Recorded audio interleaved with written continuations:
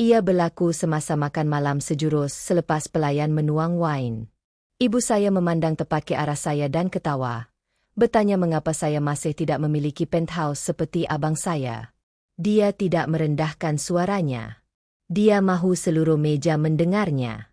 Semua orang ketawa bersamanya. 4KS berhenti seketika di udara. Abang saya bersandar, tersenyum seperti dia telah memenangi sesuatu. Saya duduk di sana dengan tenang di luar, terbakar di dalam, menyedari ini bukan gurauan.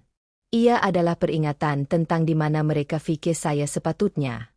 Jadi, saya menunggu. Saya membiarkan ketawa itu hilang dengan sendirinya. Kemudian saya mengucapkan satu ayat perlahan yang mengubah segalanya.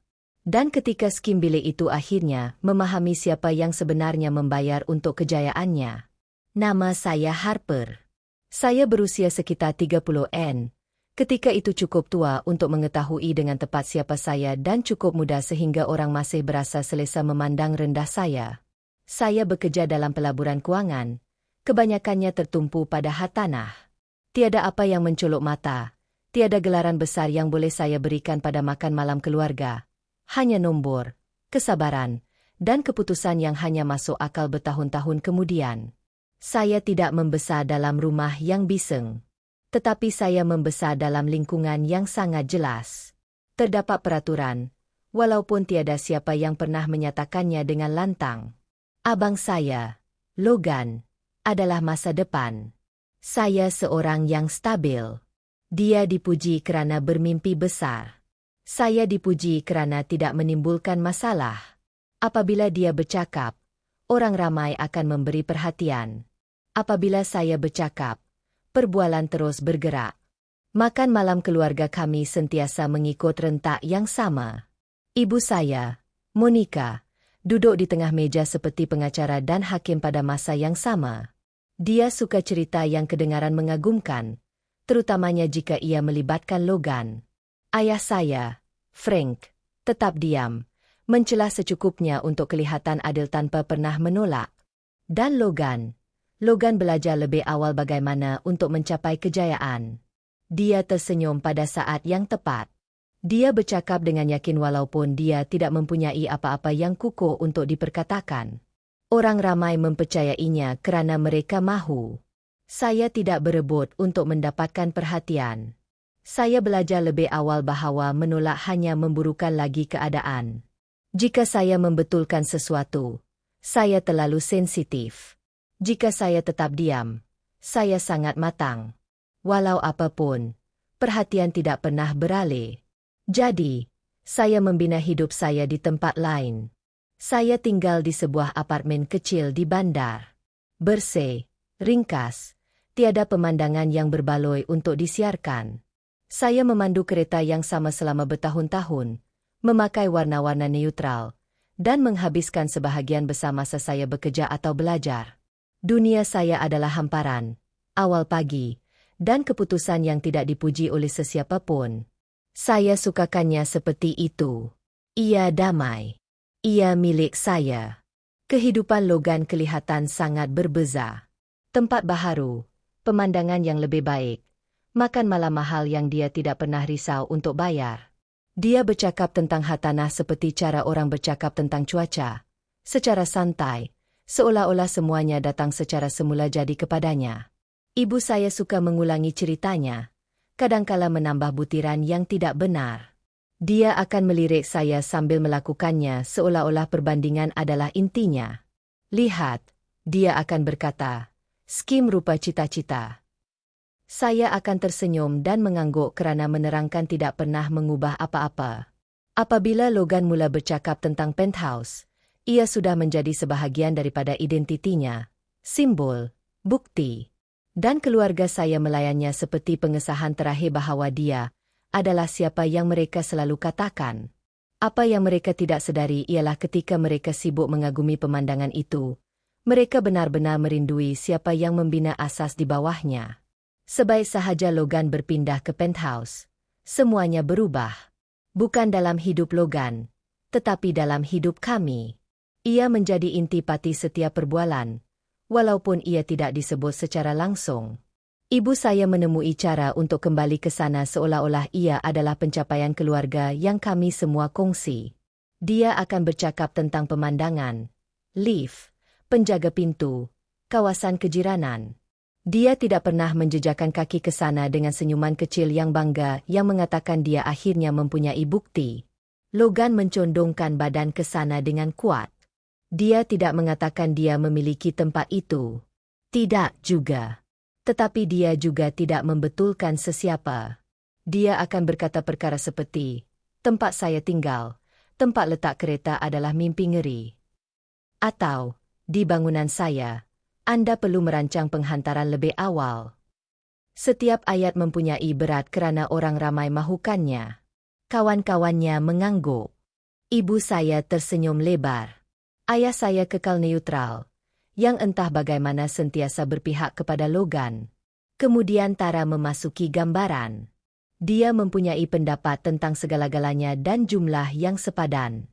Dia bercakap tentang kejayaan seolah-olah ia satu estetika, pencahayaan yang betul, alamat yang betul, lelaki yang betul di sisi Anda. Dia memuji Logan di khalayak ramai dan membetulkannya secara pribadi, mendorongnya untuk hidup lebih besar, kelihatan lebih kaya, bergerak lebih pantas. Apabila dia bercakap tentang penthouse, dia berkata perkara seperti, tempat ini sesuai untuk Anda seolah-olah sebuah apartemen boleh mengesahkan seseorang. Perhimpunan keluarga menjadi tidak tertanggung. Logan akan bergurau tentang naik taraf, mungkin perabot baharu, mungkin menukar bilik.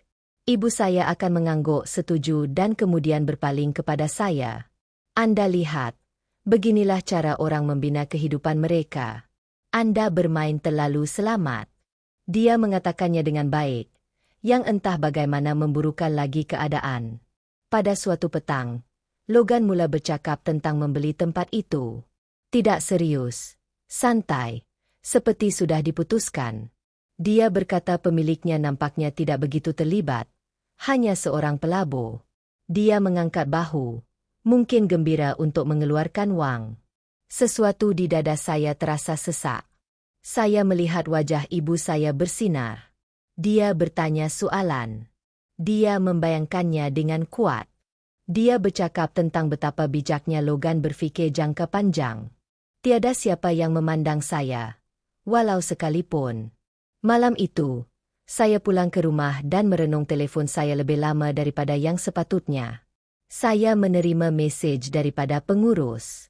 Hartanah, satu lagi kemas kini, satu lagi kelewatan, lebih banyak bayaran yang melepasi tarikh akhir, nombor yang telah saya jejaki secara senyap selama berbulan-bulan. Saya rasa letih, bukan marah, penat membawa sesuatu yang orang lain berdiri. Saya terfikir untuk mengatakan sesuatu, amaran, petunjuk, tetapi saya sudah tahu bagaimana keadaannya. Saya akan dituduh cemburu, bertindak balas secara berlebihan, cuba mencuri perhatian. Jadi, saya melakukan apa yang selalu saya lakukan. Saya berdiam diri dan menyimpan rekod.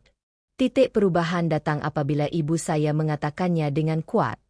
Harper, awak patut belajar daripada abang awak, katanya kepada saya semasa makan malam pada suatu malam. Wanita tidak perlu mendesak terlalu kuat.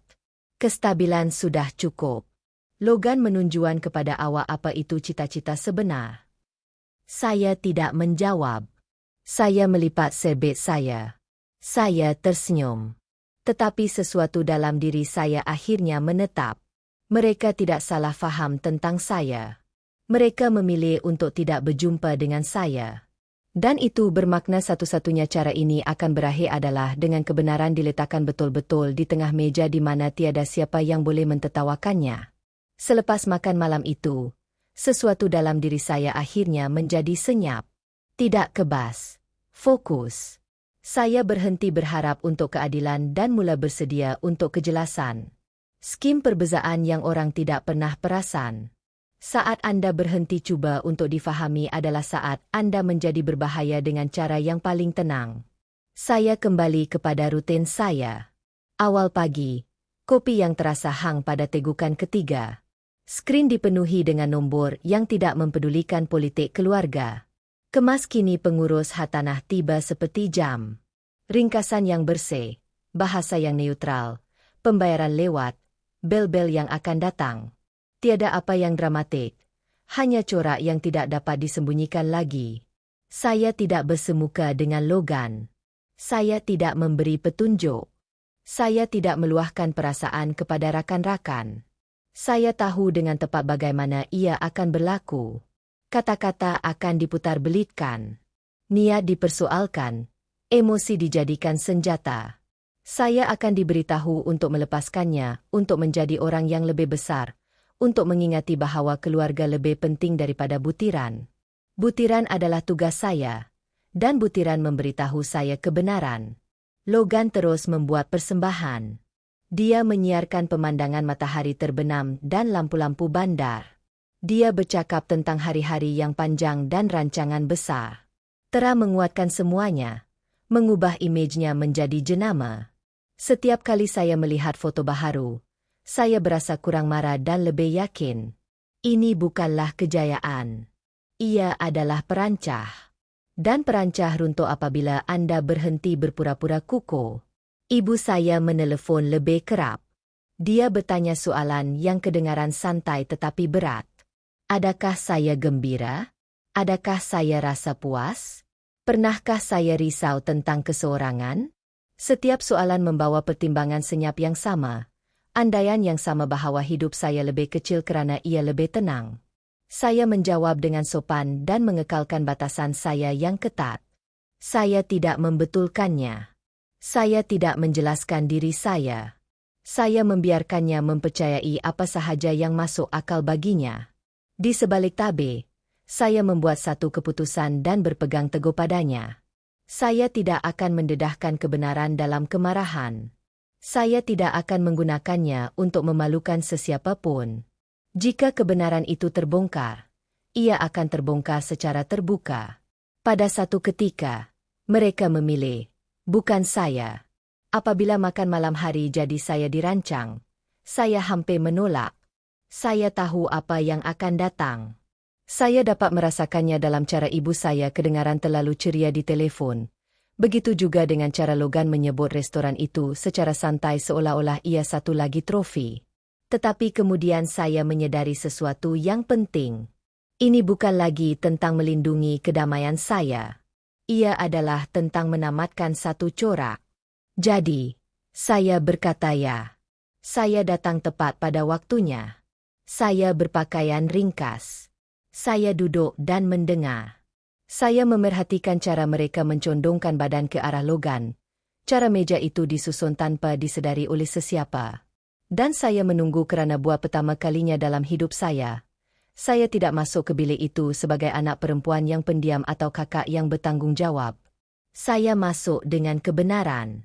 Dan ia cukup berat untuk menghentikan ketawa yang dingin. Restoran itu adalah jenis yang ibu saya suka pamerkan.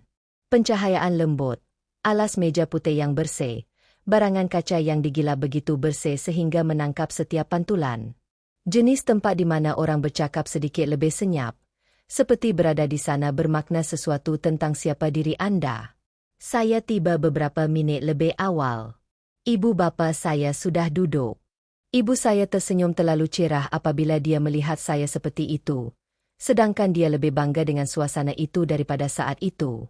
Ayah saya berdiri, memeluk saya dengan pantas, dan menarik kerusi saya. Logan sudah tentu lewat. Dia memang selalu lewat. Apabila dia akhirnya masuk, tenaganya berubah serta-merta. Dia memakai keyakinan yang tenang yang datang daripada mengetahui bilik itu akan menunggunya.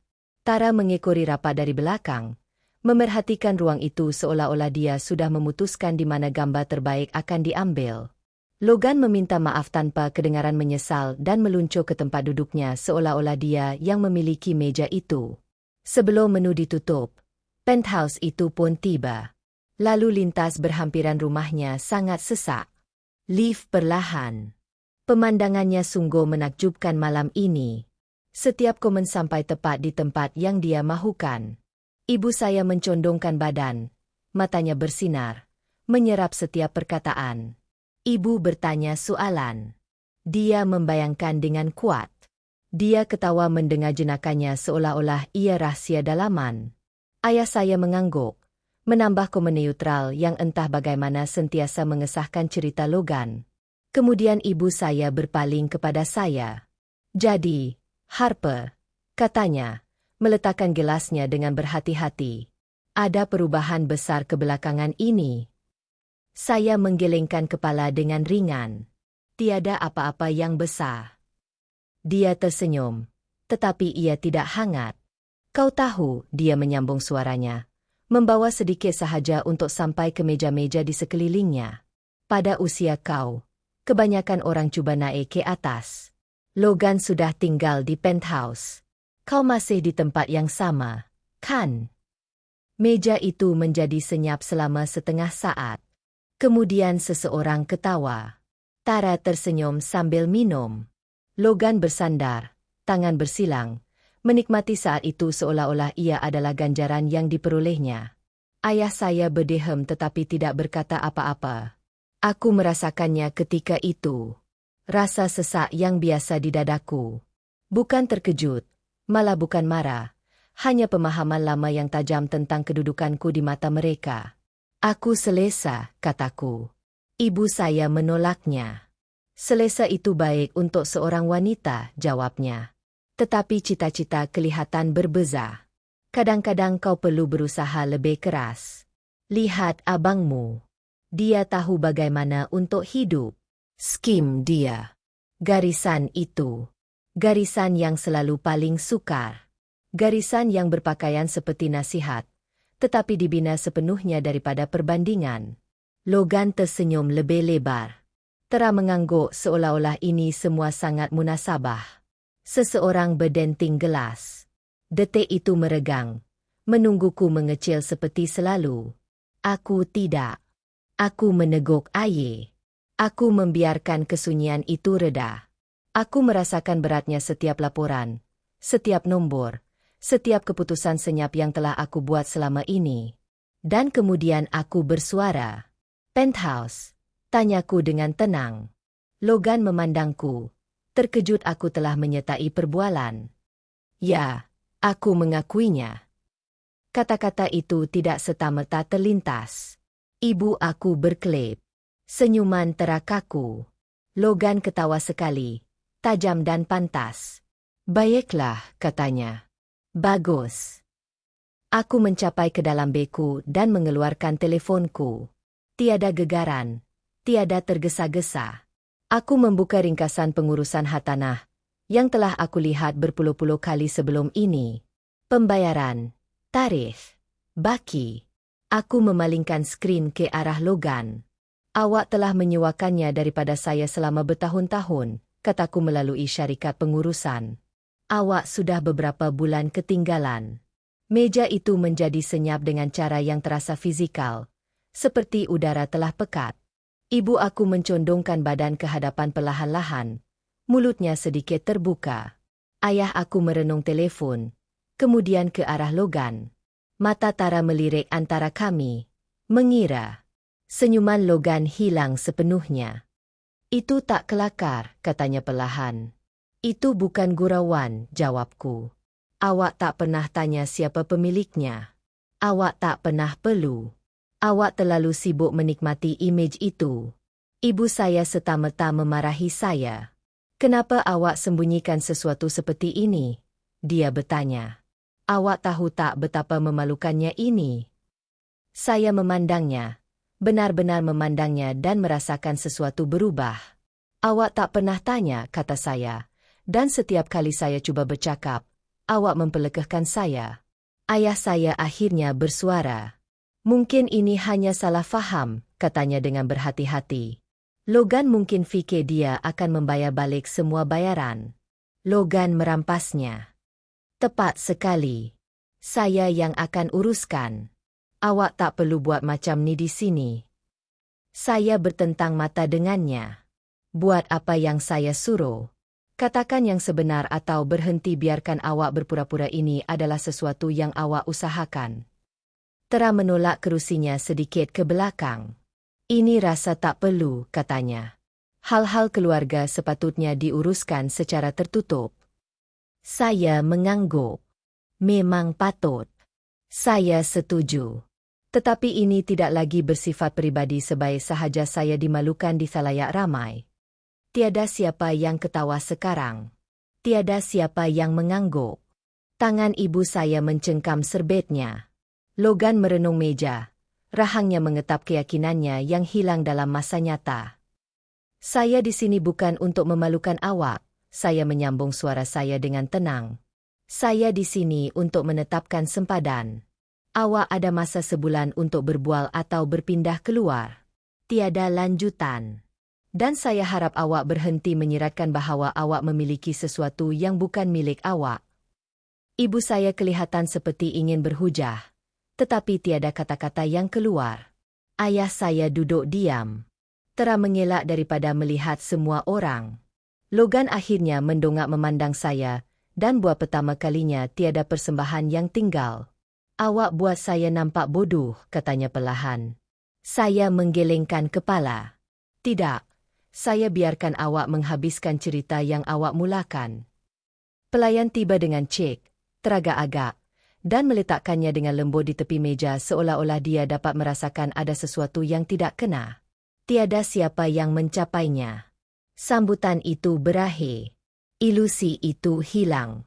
Kami pergi tanpa pencuci mulut, tanpa gambar, tanpa berpura-pura semuanya baik-baik. Saja. Di luar, udara malam terasa lebih sejuk, lebih tenang. Ibu saya berjalan di hadapan kami. Tumitnya berdenting tajam pada kaki 5. Ayah saya mengekori. Bahunya terbongkok. Logan ketinggalan. Merenung telefonnya seolah-olah ia mungkin memberinya jawapan. Buat pertama kalinya, tiada siapa yang meminta saya untuk melembutkan hati. Iya. Tiada siapa yang menyuruh saya melupakannya. Kebenaran telah melakukan apa yang perlu dilakukan. Hari-hari selepas makan malam itu terasa sunyi sepi. Tidak damai, hanya diam. Seperti rumah akhirnya berhenti bergema dengan bunyi lama yang sama. Ibu saya menelepon keesokan paginya. Kemudian sekali lagi pada petang itu. Saya membiarkan panggilan masuk ke peti suara. Apabila saya akhirnya mendengar, suaranya telah hilang tajinya. Ia ketat, terkawal, dan terluka dengan teliti. Dia bercakap tentang keluarga, tentang bagaimana keadaan tidak perlu dikendalikan seperti itu. Dia tidak pernah meminta maaf. Dia tidak perlu. Kesunyian antara ayat-ayatnya sudah cukup menjelaskannya. Logan cuba pendekatan yang berbeza. Mula-mula datang mesej yang kedengaran munasabah. Dia berkata dia akan memikirkannya. Dia berkata dia berada di bawah tekanan. Kemudian datang mesej yang dipersalahkan. Bertanya mengapa saya menunggu begitu lama. Mengapa saya tidak dapat membantunya secara senyap. Saya menjawab sekali. Hanya sekali. Saya memberitahunya tarikh akhir tidak berubah. Selepas itu, saya berhenti melibatkan diri. Beberapa minggu kemudian, pengurus hartanah mengesahkan dia akan berpindah. Unit itu ditinggalkan dalam keadaan baik. Tiada kerosakan, tiada drama, hanya kotak, kosong dinding, dan ketiadaan kehidupan yang telah dipentaskan untuk kelulusan orang lain. Saya tidak mengejar bayaran tertunggak. Saya memilih untuk menutup bab ini dengan bersih, bukan kerana kebaikan, kerana kejelasan. Perhimpunan keluarga berubah selepas itu. Perbandingan berhenti. Ibu saya memerhatikan kata-katanya dengan lebih teliti. Ayah saya mula bertanya soalan sebenar tentang kerja saya dan bukannya mengalihkan perhatian. Logan muncul dengan lebih senyap, berpakaian lebih ringkas, kurang pasti, tetapi lebih nyata. Kami bercakap sekali-sekala, tidak seperti sebelumnya, lebih baik. Saya menjual penthouse pada akhir tahun itu dan menggulung wang itu menjadi sesuatu yang lebih besar, sesuatu yang jangka panjang, sesuatu yang kukuh. Saya menaik taraf hidup saya sendiri secara perlahan-lahan, sengaja tanpa mengumumkannya. Apa yang paling mengejutkan saya bukanlah wang atau peralihan kuasa. Ia adalah kelegaan kerana tidak lagi membawa kebenaran seorang diri. Saya tidak menang malam itu. Saya tidak mengalahkan sesiapa pun. Saya hanya berhenti mengecil untuk membuat orang lain selesa. Dan sebaik sahaja kebenaran terbongkar, Semuanya akhirnya tiba di tempat yang sepatutnya. Kejayaan tidak memerlukan tepukan, dan ia pastinya tidak memerlukan kebenaran. Kadangkala langkah terkuat hanyalah berdiri diam dan membiarkan realiti bercakap untuk Anda. Jika Anda pernah dipandang rendah oleh orang terdekat Anda tidak keseorangan. Kongsikan kisah Anda di ruangan komen dan tekan subscribe supaya Anda tidak terlepas kisah seterusnya.